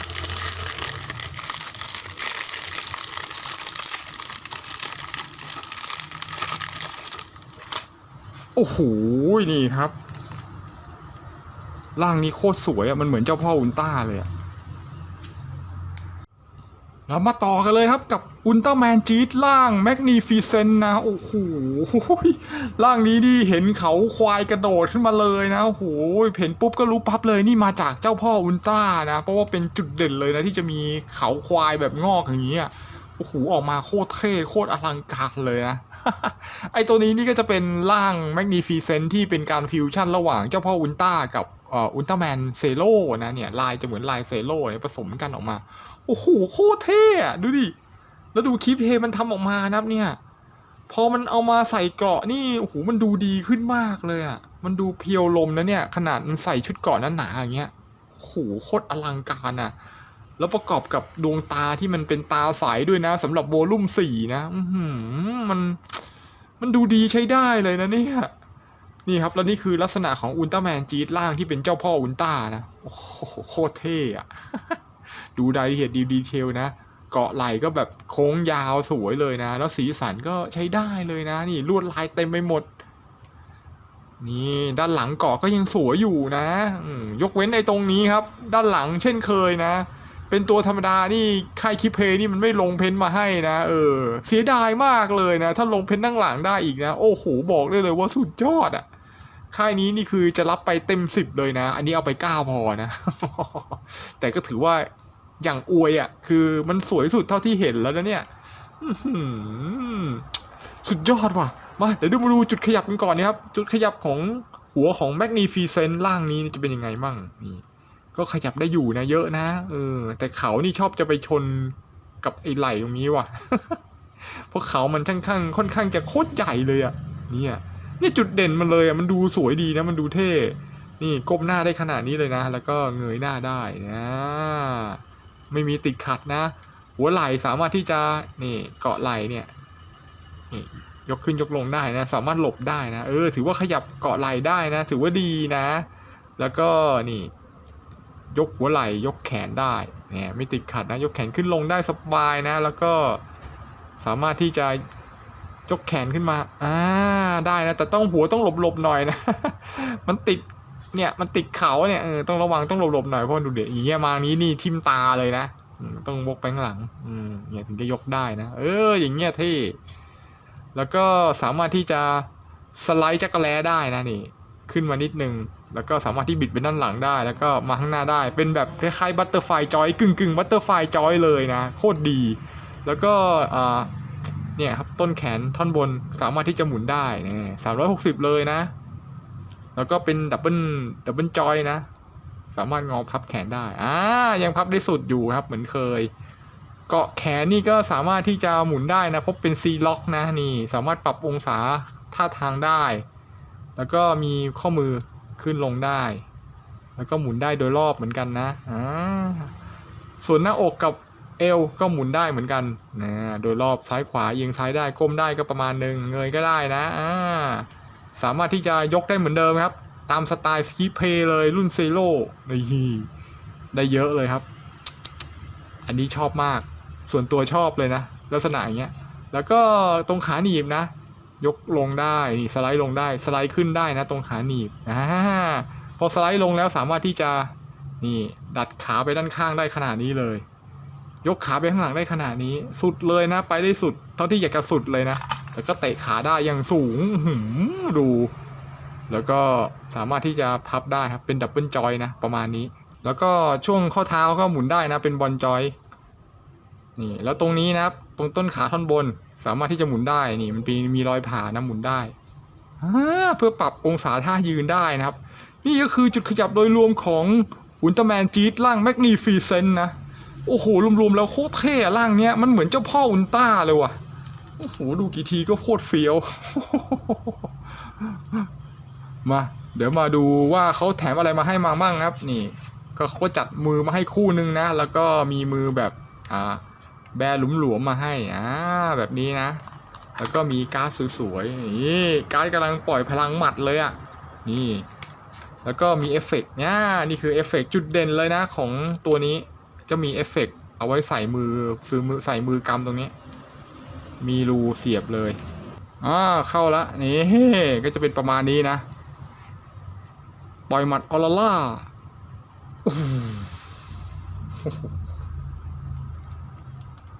อย่างเท่อย่างสวยชิ้นใสนี่มันเป็นเอฟเฟกต์ที่ค่อนข้างจะสวยเลยนะเวลาสะท้อนแสงโคตรเท่นะเดี๋ยวเรามาดูฐานนะครับนี่ฐานก็จะเป็นประมาณนี้มีเอฟเฟกต์พุ่งออกมาเป็นสายฟ้าแล้วก็มีอะไรก็ไม่รู้เนี่ยมาไว้วางเฉยๆนะมันไม่มีตัวล็อกเลยว่ะอันนี้เหมือนเป็นคลื่นพลังนะนี่ทั้งหมดก็จะมาประมาณนี้นะสำหรับร่างนี้ผมว่าแม่งเท่ว่ะชอบเลยร่างเนี้ยมาครับ2 กล่องสุดท้ายเหลืออะไรบ้างวะ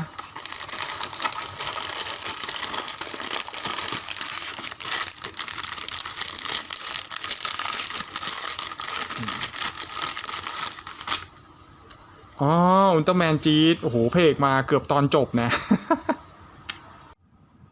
ในที่สุดตัวเอกของวอลลุ่ม4ก็ได้ปรากฏโฉมสักทีนะครับกับอุลตร้าแมนจี๊ดนั่นเองนะครับใน โอ้โหดูครับรูปร่างหน้าตาการดีไซน์นี่บอกเลยครับทั้งดูแข็งแกร่งดูเท่แล้วก็โคตรหล่อครับ ดูครับลายนี่มันโฉบเฉี่ยวแล้วก็เฟี้ยวมากนะแล้วก็หน้าตาที่ค่อนข้างจะไม่เหมือนกับอุลตร้าแมนปกตินะซึ่งตาของอุลตร้าแมนจี๊ดนี่แบบโอ้โหจะยาวแหลมเป็นปีศาจเลยนะเนี่ยซึ่งมันก็จะไปเหมือนกับพ่อเขาครับนั่นก็คือเจ้าเบเลียวนั่นเองไอตัวดำๆเนี่ยไอ2 คนนี้มันเป็นพ่อลูกกันนะมันก็เลยแบบได้ลักษณะหน้าตานี่ค่อนข้างจะคล้ายๆกันนะคือดวงตาจะโตๆนั่นเองแล้วก็เฉียวๆแหลมๆอย่างเงี้ยดูเหมือนเป็นปีศาจนะแต่อุลตร้าแมนจีนี่อยู่ฝ่ายนักรบแห่งแสงนะส่วนเบเลียวนี่คือความมืดเลยดูครับโคตรเท่ครับนี่คือรายละเอียดดีเทลด้านหน้านะประมาณนี้เลยเป็นสีแดงแบบแดงเลือดเหมือนกับเจ้าเบเลียวเลยเนี่ยแต่เป็นช่วงหลักๆจะเป็นสีเงินนะไม่ใช่สีดำสวยมากแล้วดูด้านหลังครับโอ้โหด้านหลังลายก็ใช้ได้เลยนะคือเป็นสีแดงที่ค่อนข้างดูดุดันเลยเนี่ยตัดกับสีดำโคตรเท่แต่เนื่องจากเป็นตัวธรรมดาของคีเพนะตามธรรมเนียมเลยครับไม่มีเพ้นลายข้างหลังนะโอ้โหนี่ถ้ามีเพ้นนะโอ้โหดูด้านหลังยังสวยเลยนะแต่นี่ก็ยังเรียบเลยนะล้นๆไปหน่อยมาแต่ดูรวมๆแล้วด้านหน้านี่บอกได้เลยว่าเพอร์เฟกครับสวยมากเลยทั้งสวยทั้งเท่ว่ะมาเดี๋ยวเรามาดูจุดขยับของอุลตร้าแมนจี๊ดดีกว่าว่าขยับอะไรได้บ้างนะนี่โดยหัวนี่ก็จะมีบอลจอยเลยนะเป็นจอยกลมสามารถที่หมุนได้อิสระเลยนะนี่ประมาณนี้เลยนะก้มลงได้ขนาดนี้ครับประมาณนี้แล้วก็สามารถเงยหน้าขึ้นได้เป็นมาตรฐานปกติเลยนะไม่มีติดอะไรนะแล้วก็หัวไหล่ก็สามารถที่จะยกขึ้นได้ขนาดนี้นี่ยกมือได้เลยนะยกมือยกขึ้นยกลงแล้วก็ไอจักรแลเนี่ยสามารถดึงมาได้นิดนึงนะนี่ดึงจักรแลได้เพื่อจะมาทำเป็นบัตเตอร์ไฟจอยนะสามารถดันไปข้างหลังได้นี่ปรับองศาดันมาข้างหน้าได้มันทำให้เพิ่มมิติการออกแอคชั่นท่าทางได้ดียิ่งขึ้นนั่นเองแล้วก็สามารถที่จะนี่กางแขนยกขึ้นเฉียงได้อย่างนี้เลยนะอย่างสุด180องศาเลยแล้วก็แขนท่อนบนตรงนี้นี่ก็สามารถที่จะหมุนได้นะนี่หมุนได้รอบนะ360องศาเลยแล้วก็นี่เป็นข้อพับนะสามารถนี่พับได้2จังหวะนะเพราะเป็นดับเบิลจอยนะส่วนมือก็นี่ครับขึ้นลงได้แล้วก็สามารถหมุนได้ครับโดยรอบเป็นบอลจอย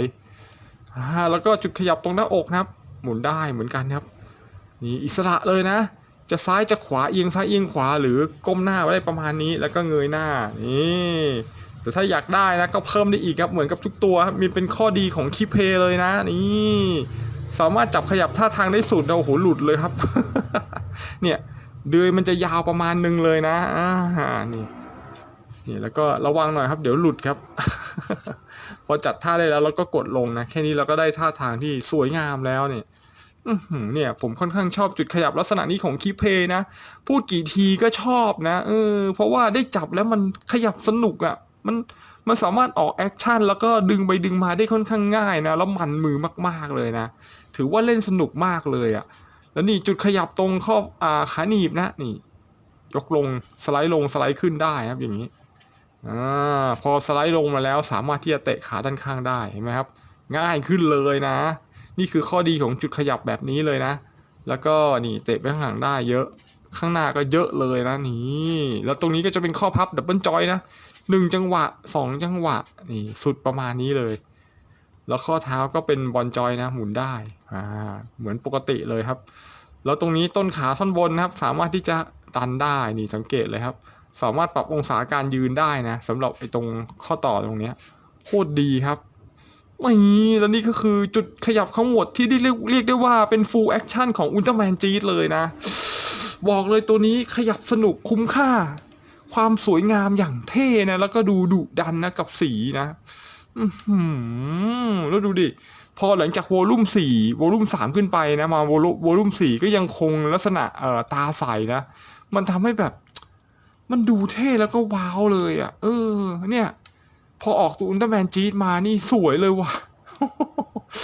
ผมนี่ตื่นเต้นกับวอลลุ่ม5เลยนะว่าจะเป็นอุลตร้าแมนตัวไหนอ่ะผมอยากให้เป็นอุลตร้าแมนในยุคโชวะบ้างอ่ะแบบอุลตร้าแมน1อุลตร้าแมนทาโร่เซเว่นอะไรพวกเนี้ยหรือไม่ก็เป็นอุลตร้าแมนตัวล่าสุดนะอย่างไอ้พวกอุลตร้าแมนเซธเวลซ่าอุลตร้าแมนอาร์คอะไรอย่างเงี้ยเพราะไอ้พวกนี้ก็ดีไซน์ถือว่าค่อนข้างจะถูกจริตผมนะมันสวยจริงอ่ะคืออุลตร้าแมนนี่มันส่วนใหญ่จะดีไซน์ค่อนข้างจะดูสวยและดูเท่นะต่างกับไอซีรีส์คาเมนไรเดอร์นะเดี๋ยวซีรีส์หนึ่งก็ดีไซน์ได้สวยนะอีกบางซีรีส์นี่คือไม่ถูกใจเลยอะแต่อุลตร้าแมนนี่รู้สึกมันทำทุกตัวมาโคตรเท่ว่ะเนี่ยโคตรชอบเลยแล้วของคีเพนี่ค่อนข้างจะราคาถูกนะมันทำให้ผมเนี่ยสามารถเก็บไอตัวที่ทั้งชอบแล้วก็ไม่ชอบแล้วก็ไม่รู้จักได้เต็มไปหมดเลยนะแล้วแต่ละตัวนี่ออกมายืนเรียงกันดูดิโคตรเท่เนี่ยครับนี่ผมค่อนข้างชื่นชอบของค่ายคีเพย์นี่เลยอ่ะทั้งถูกแล้วก็สวยแล้วก็สัดส่วนดูดีนะนี่ผมแนะนำเลยว่าไม่ได้มาอวยเกินจริงเลยนะเพราะว่าอวยอย่างเวอร์เลยอ่ะ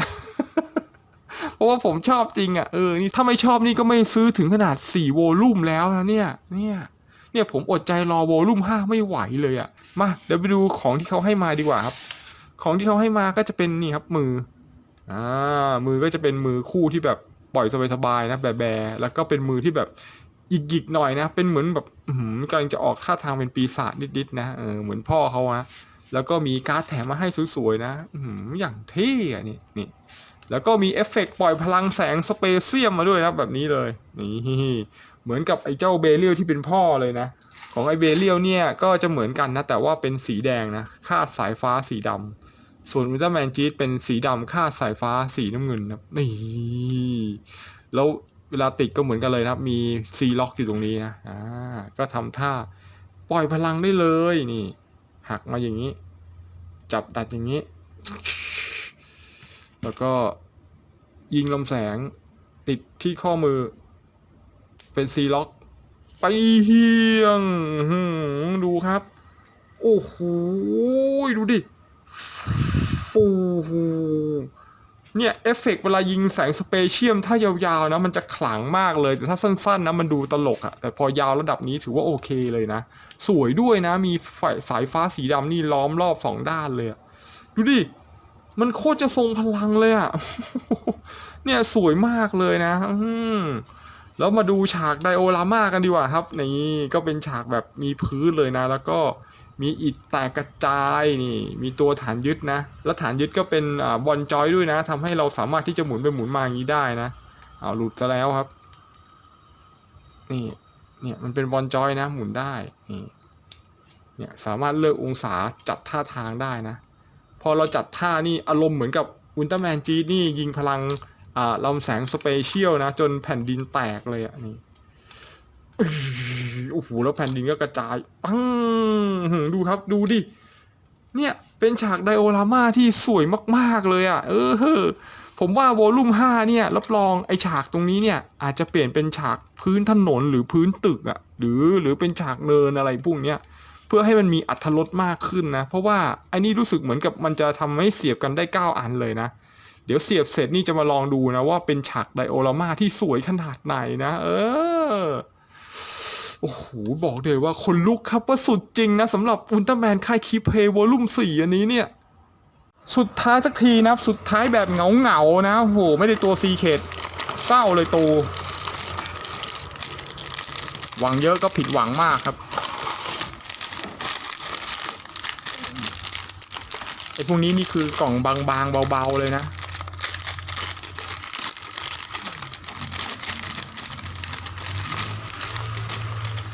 ชัวนี่เป็นร่าง Solid Burning นะอุ้ยร่างนี้มันก็เท่นะมันเหมือนกับอุลตร้าแมนอะไรวะไอ้ร่างนี้มันเหมือนกับอุลตร้าแมนเซเว่นนะผสมกับอุลตร้าแมนลีโอนะลีโอเนี่ยแม่งร่างเนี้ยผมว่ามันโคตรเท่แล้วก็มาถึงตัวสุดท้ายของวอลลุ่ม4กันครับนั่นก็คืออุลตร้าแมนจี๊ดร่างSolid Burning นะโอ้โหผมบอกเลยว่าคีเพมันทำตัวนี้มาโคตรสวยเลยว่ะคือร่างนี้ผมค่อนข้างจะชอบมากเลยพอต่อเสร็จผมรู้สึกว้าวมากเลยเพิ่งเคยเห็นครั้งแรกนะแต่ว่าโคตรสวยเลยสำหรับร่างนี้นะร่างนี้ก็จะเป็นอุลตร้าแมนจี๊ดที่เป็นการฟิวชั่นกันระหว่างอุลตร้าแมนเซเว่นกับอุลตร้าแมนลีโอนะเนี่ยผสมกันแล้วเป็นแบบนี้เลยเนี่ยมันเหมือนกับปีกคาร์บอยนะแล้วก็มีเซเว่นตรงสลักเกอร์ข้างหลังเนี่ยอย่างเงี้ยเนี่ยกลายเป็นเหมือนกับหมวก3แฉกโคตรเท่แล้วก็มีตาของจี๊ดเนี่ยเป็นตาใสด้วยนะโอ้โหดูดิใสแจ๋ววุ้งวิ้งเลยว่ะแล้วดูลายมันครับนี่มันเป็นเซเว่นกับลีโอผสมกันนะแล้วตัวมันก็เลยเป็นตัวแดงพระเพลิงเลยโคตรเท่เป็นเกาะอย่างเงี้ยเนี่ยโคตรชอบเลยว่ะมันสวยมากเลยนะเนี่ยโอ้โหดูลายมันทั้งตัวด้านหน้านี่แบบไร้ที่ติเลยสุดยอดมาก เห็นแล้วซีดเลยคุ้มค่ามากเลยสำหรับตัวนี้โคตรเท่ดูด้านหลังครับโอ้โหดูดิดีเทลละเอียดสวยงามมากครับนี่คือมินิแอคชั่นฟิกเกอร์ที่ออกมาดูแล้วสวยนะเนี่ยดีเทลนี่คมจัดแต่เนื่องจากว่าเป็นตัวธรรมดานะเสียดายเลยครับโอ้โหด้านหลังนี่คือไม่ได้เพ้นเลยนะตรงเนี้ยมันเลยดูโล้นๆโจนเลยแต่ก็ไม่เป็นไรนะสำหรับราคาเท่านี้ได้ดีเทลขนาดนี้โอ้โหถือว่าสวยงามเลยนะเดี๋ยวเรามาส่องจุดขยับของเจ้าอุลตร้าแมนจี๊ดร่าง Solid Burning กันดีกว่าครับเริ่มจากส่วนหัวก่อนละส่วนหัวนี่สามารถหมุนได้โดยรอบเลยนะเพราะว่าเป็นบอลจอยบนและล่างนะนี่ขยับซ้ายขยับขวาได้ก้มได้ก็ขนาดนี้เลยนะเงยหน้าก็สุดเลยนะลื่นปลื้ด เกาะไหล่ก็แบบนี้ครับติดกับเกาะไหล่ติดกับหัวไหล่เลยนะทำให้จุดขยับนี่สามารถยกขึ้นได้ง่ายๆเลยนะนี่แล้วก็สามารถที่จะกางแขนได้สุดขนาดนี้เลยสุดยอดครับแล้วก็ไอ้ตรงต้นแขนท่อนบนก็สามารถหมุนได้360เลยนะแล้วก็จุดขยับเป็นข้อพับนะเป็นดับเบิลจอยเหมือนกันครับนี่จับพับได้สุดเลยนะแล้วก็ตรงช่วงเกาะแขนนี่สามารถที่จะหมุนได้นะเพราะเป็นตัว C lock นะสามารถปิดมุมได้อย่างสวยแล้วก็มีข้อมือขึ้นลงได้นิดนึงแล้วก็หมุนได้รอบ360เป็นบอลจอยครับแล้วก็ตรงช่วงขยับหน้าอกกับเอวหมุนได้รอบฟรีสไตล์เลยนะแล้วสามารถยืดได้อีกนะพอยืดแล้วก็ก้มลงได้เยอะเลยแล้วก็เงยได้อีกเยอะ โคตรชอบนะพูดหลายครั้งเลยนะผมอวยตรงจุดขยับตรงนี้มากเลยนะเพราะว่ามันทำให้อิสระในการขยับช่วงท้องนี่หลากหลายมากกว่าแข็งทื่อนะเนี่ยดีมากเลยแล้วก็ขาหนีบนี่ก็สามารถสไลด์ลงสไลด์ขึ้นได้พอสไลด์ลงแล้วก็นี่เตะขาเฉียงไว้ด้านข้างได้เยอะเลยครับฉีกขาได้เยอะเตะไปข้างหลังก็ได้เยอะยกมาข้างหน้าก็แบบสุดๆเลยนะ90องศาหลุดเลย บิดเยอะไปหน่อยครับแล้วก็สามารถพับได้เป็นดับเบิลจอยนะครับนี่ได้สุดเลยนะข้อเท้าก็เป็นบอลจอยนะหมุนได้ เสียงแฟกเลยนะเพราะว่าของมันใหม่นะสดๆร้อนๆนะวอลลุ่ม4เพิ่งจะออกนะผมก็จัดมาเลยนะนี่ได้ของถูกมาก็เลยรีบจัดนะนี่แล้วก็ตรงขาต้นบนนี่สามารถที่จะหนีเลื่อนได้นะนี่หมุนได้รอบนะตอนนี้อาจจะฝืดๆนิดนึงนะต้องขยับบ่อยๆนะมันจะได้ไม่ฝืดนี่คือจุดระดับโดยรวมของอุลตร้าแมนจี๊ดล่าง Solid Burning นะบอกเลยว่าโคตรเท่ขยับได้เรียกว่า Full Action เลยครับเดี๋ยวเรามาดูของที่เขาให้มาดีกว่าครับนั่นก็คือมือครับก็จะมีมือคู่หนึ่งที่จะเป็นมือกำนะกับมือแบบแบหลวมๆอย่างนี้นะมือปกตินี่มาอีกคู่หนึ่งนะแล้วก็มีการ์ดสวยๆโคตรเท่ดูจัดท่าก่อนครับท่านี้เท่ว่ะตัวนี้มันเท่อยู่แล้วนะดีไซน์ผมชอบตัวนี้ว่ะร่างเนี้ยสวยดีเว้ยแล้วก็มีเอฟเฟกต์ไฟด้วยนะมีหมัดไฟสมกับเป็นเลโอนะแล้วก็เอาไปเสียบเลยครับเสียบกับหมัดกลมๆเนี่ยแหละ